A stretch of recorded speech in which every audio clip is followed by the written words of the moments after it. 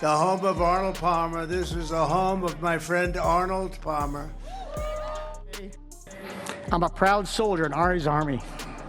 You see, I've even got an umbrella on my lapel. He was the king of our sport. He was a friend. He was a friend.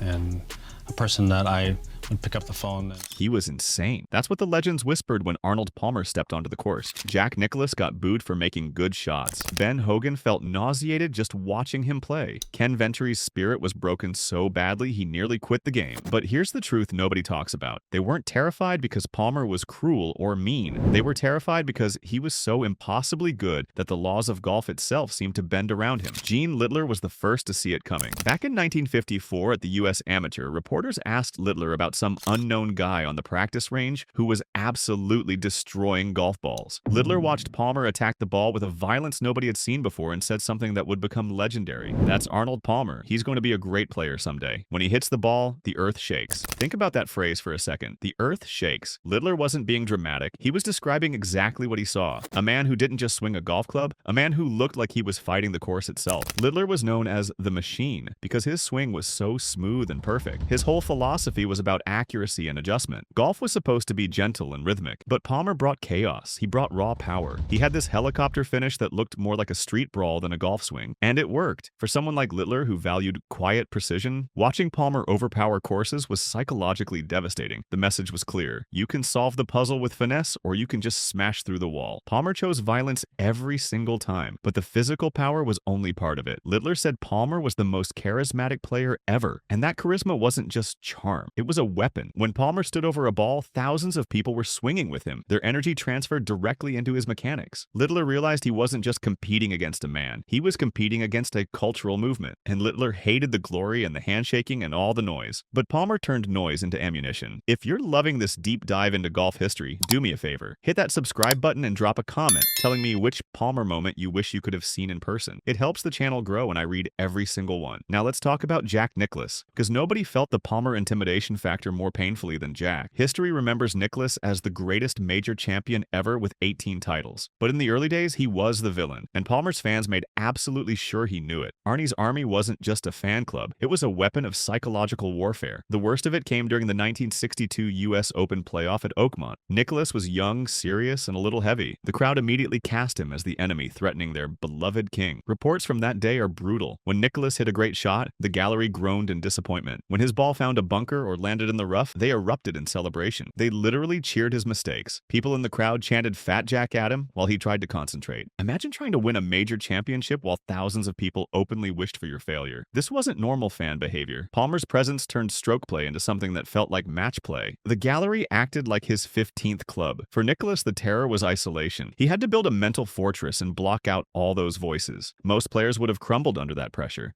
but Nicklaus survived it, and that survival shaped him into the mentally toughest player in history. But there was another layer to the Palmer intimidation, something Nicklaus called the charge. Palmer had this legendary ability to erase deficits in the final round with a flurry of birdies that seemed to come out of nowhere. Even if you were leading by a comfortable margin, you spent the whole back nine waiting for the roar. That distant sound from another hole that meant Palmer had just made another birdie. It created this sense of inevitability, like no lead was ever safe. Nicklaus later said that intimidation transfers from generation to generation. Jack took it from Arnold, I took it from Jack, Tiger took it from me. But Palmer was the original blueprint. He invented psychological dominance in golf. The charge wasn't just a scoring run, it was an assault on your confidence. There's a story about a casual round where Palmer drove the green on a par 4. Nicklaus drove it over the green because he had even more raw power, but Palmer landed it on the putting surface. That was the difference. Palmer had power controlled by destiny. Eventually, the terror turned into respect and then into deep friendship. Palmer and Nicklaus became incredibly close. They partnered together in team events like the World Cup, where they were absolutely dominant. And in 1999, when Palmer's wife Winnie passed away, Nicklaus immediately offered to fly across the country to be with Palmer. That's how deep their bond went. But those early years proved something important. To survive Palmer, you had to be willing to be the villain. Ben Hogan's relationship with Palmer was different. It was philosophical. Hogan represented the old guard, precision, silence, and total control. Palmer represented chaos, noise, and emotion. And when Palmer's style started winning, it threatened everything Hogan had built his career on. Hogan was known as the Hawk. He believed golf was a geometric problem that you solved with perfect mechanics. He spent his life searching for the secret secret in the dirt. Then here comes Palmer with his wild hook and his aggressive style that flirted with disaster on every hole. Hogan famously said, "I hate a hook. It nauseates me. I could vomit when I see one. It's like a rattlesnake in your pocket." That was a direct shot at Palmer, who fought a hook his entire career. But underneath that intellectual criticism was real fear, because Palmer was winning without perfect mechanics. He was scoring without following Hogan's rules, and that meant Hogan's entire life philosophy might be wrong. The breaking point came at the 1960 U.S. Open at Cherry Hills. Hogan was aging but still brilliant. He was playing his classic controlled golf. Palmer started the final round 7 shots back. On the very first hole, a par 4, Palmer drove the green. That single shot announced a paradigm shift. You didn't have to play it safe anymore. Palmer charged through the field and won. Hogan was playing ahead and eventually hit a ball in the water on the 71st hole. For Hogan, this was existential. Palmer didn't beat him at his own game. Palmer invented a new game that Hogan couldn't control. All that precision and all that perfection got overpowered by pure will and risk-taking. After that, Hogan retreated. He became more reclusive. He focused on manufacturing clubs and refining his theories. He withdrew from a professional landscape that had embraced Palmer's slash-and-burn philosophy over his surgical strike methodology. Hogan once said that the 10th hole at Augusta National was like hitting a 3-iron into someone's bedroom. He valued privacy and control. Palmer invited the world into the bedroom. He thrived on noise and chaos and attention. For an introvert like Hogan, Palmer's very existence on the golf course was an intrusion, a loud, chaotic variable that couldn't be calculated or controlled. Ken Venturi's story is the most tragic, because Palmer didn't just beat him. Palmer broke him psychologically in ways that took years to recover from. It started at the 1958 Masters with a controversy that still gets debated today. Venturi claimed that Palmer bent the rules on an embedded ball ruling at the 12th hole. Palmer played a second ball, made a par, and the committee upheld it. Venturi believed the double bogey on the first ball should have counted. Whether Palmer cheated or not, Venturi felt like the powers in golf were aligning to crown Palmer. But 1960 was worse. So much worse. Venturi had the Masters won. He was sitting in the clubhouse waiting for Palmer to finish. All Palmer had to do was play it safe. Instead, Palmer birdied the 17th hole. Then he birdied the 18th hole. He stole the green jacket right out of Venturi's hands. That loss was described as spirit-breaking, and it was. Venturi struggled for years after that. His confidence shattered, not just because he lost, but because of how he lost. Palmer summoned magic at the last possible moment. That created paranoia in Venturi, a belief that no lead would ever be safe against Palmer. The intimidation went beyond competition too. During the 1964 U.S. Open, where Venturi famously battled heat exhaustion to win, he talked about the crowd dynamics. Before his victory, he said he was followed by Venturi's vultures, skeptics waiting for him to fail. Meanwhile, the masses followed Arnie. To play against Palmer was to be the other. When Venturi finally won in 1964, he said Arnie's outcasts had finally joined him. The fear of Palmer was really the fear of irrelevance. But then there's Billy Casper, and Casper is fascinating because he was the least terrified. He understood Palmer's psychology better than anyone, and that understanding let him become Palmer's most effective opponent. Casper saw the flaw that came with all that intimidation. Palmer needed to be the hero. He needed the dramatic comeback and the roaring crowd and the impossible shot, and Casper figured out how to exploit that. The 1966 U.S. Open at Olympic Club is the perfect example. Palmer had a 7-stroke lead with 9 holes to play. The tournament was over, but Palmer wasn't satisfied with just winning. He was chasing Ben Hogan's U.S. Open scoring record. Casper realized Palmer was playing against history instead of playing against the field. So Casper stayed patient. He played high-percentage golf. He waited for Palmer to implode, and Palmer did. Because his aggression, the same thing that terrified everyone else, became his weakness when he had to protect a lead. Casper's whole strategy was built on moxie and creative shot-making and smart course management. He didn't try to outdrive Palmer or outcharge him. He refused to get baited into the emotional, high-octane style that Palmer thrived on. Palmer's intimidation worked because it made opponents press. It made them take risks to keep up. Casper opted out of the drama entirely. He focused on his superior putting, and he proved that the way to beat the monster was to deny him the fear he fed on. Casper's legacy gets overshadowed by the Big Three, but his record shows he was their equal in many stretches. His immunity to the Palmer mystique is probably why he's the forgotten man. He refused to play the victim role. He didn't fit neatly into the Palmer mythology. Gary Player saw it differently. He was the third member of the Big Three, and he viewed Palmer's intimidation through the lens of mental toughness. Player didn't fear Palmer's swing. He knew it was unconventional, but he had deep respect for Palmer's mind and his hunger. Player often quoted Palmer saying success in this game depends less on strength of body than strength of mind and character. For Player, the terror was Palmer's resilience. Palmer could hit a ball into the woods, find it, and muscle it onto the green through pure willpower. There was no quit in him. That forced Player to develop an extreme work ethic. He famously said, "The more I practice, the luckier I get." His legendary fitness regimen and his decision to wear all black were responses to Palmer's dominance. He had to build a distinct armored persona that could withstand the gravitational pull of Arnie's charisma. Player recognized that Palmer's concentration came from confidence and hunger, and the truly terrifying part was that that Palmer never lost that hunger. Despite all his wealth and fame, he played like someone who needed every single win. Player had his moments too, like the 1961 Masters where Palmer double bogeyed the final hole and handed Player the title. But even in defeat, the focus stayed on Palmer's collapse rather than Player's victory. That's how much Palmer controlled the narrative. Player also understood the business side. Palmer was the engine of the tour. To cross Palmer wasn't just competitive risk, it was economic risk. So Player positioned himself as the international counterpart to Palmer's American hero. Now we need to talk about Arnie's army. Before Palmer, golf galleries were polite and detached. Palmer changed everything. He was the son of a greenskeeper from Latrobe, Pennsylvania, working class roots, and he brought the working class inside the ropes. He democratized golf fandom. The army functioned as a psychological weapon. It wasn't just loud, it was intentional. Opponents described it as a wall of sound. The cheers for Palmer were guttural and protective. The silence for his opponents was suffocating. Players had to compete in a state of sensory overload. Every mistake you made was greeted with glee by thousands of people. Usually fans appreciate excellence, but against Palmer, your excellence was viewed as an insult to the king. And Palmer himself made it worse by being genuinely likable. He treated everyone the same. CEOs and greenskeepers got the same respect. That made him untouchable. You couldn't villainize your opponent because Palmer was so obviously the good guy, which by default made you the bad guy. That moral disadvantage weighed heavily on players like Nicklaus in those early years. There was economic intimidation too. Palmer was the first TV star of golf. Players knew their prize money was increasing because of Palmer's popularity. So you had this weird conflict. You wanted to beat him, but you also needed him to succeed so the tour could not keep growing. So what was the Palmer fear really about? It breaks down into three distinct psychological mechanisms. First, the fear of the irrational. Palmer didn't obey the laws of probability. He attempted shots that were statistically insane, driving greens, threading through trees, holding putts from off the green. And when those shots worked, they were emotionally devastating. Competitors knew the charge was coming. It violated the normal bell curve of golf performance. It was a statistical anomaly that happened with terrifying frequency that forced everyone to play defensively, which led to conservative errors. Second, the fear of the mob. Playing against Palmer meant enduring active hostility from thousands of people. Nicklaus and Venturi described it as suffocating. The psychological toll of having that many people wanting you to fail is crushing. It created a claustrophobic environment where you felt physically unsafe and emotionally isolated. Third, the fear of physicality. Gene Littler's observation about the earth shaking captures it perfectly. Palmer brought brute force to an era of finesse. Opponents felt physically outmatched. It compelled them to overswing and lose their rhythm. Palmer made golf feel heavy and violent. But here's the beautiful part. That terror was actually the catalyst for evolution. Palmer didn't just win tournaments. He forced every other player to adapt or disappear. He made Jack Nicklaus develop the greatest mental focus in golf history, so Jack could block out the noise and win 18 majors. He drove Gary Player to pioneer fitness and international competition. He broke Ken Venturi completely before forging him into a champion who could withstand the heat of hell itself at the 1964 US Open. He caused Ben Hogan to retreat deeper into mechanics, creating the divide between artist and engineer that still exists today. He let Billy Casper prove that icy detachment and great putting could beat the dragon. Arnold Palmer imposed a psychological reality on the PGA Tour that demanded adaptation. The legends weren't terrified because Palmer was unbeatable. He lost plenty, often spectacularly. They were terrified because Palmer made losing to him feel like the only natural outcome of the universe. He controlled the narrative. He controlled the crowd. He controlled the energy of the entire sport. To beat him felt like an act of rebellion against reality itself. Only the strongest could bear that weight. The fear wasn't about hatred or cruelty. It was about awe. These legends were witnessing someone who changed what golf could be. Someone who made the impossible routine. Someone who brought the masses to a sport that had been trapped in country clubs. They were terrified because greatness at that level is terrifying. It shows you your own limitations. It forces you to become better or step aside. And that's Palmer's real legacy. Not the wins or the titles or the money. It's that every champion who came after him, from Nicklaus to Woods, was shaped in the crucible he created. The king didn't just rule golf. He transformed it forever. If this video changed how you see Arnold Palmer and the golden era of golf, make sure you like this video and subscribe to the channel. And comment below with your favorite Palmer story or moment. Thanks for watching.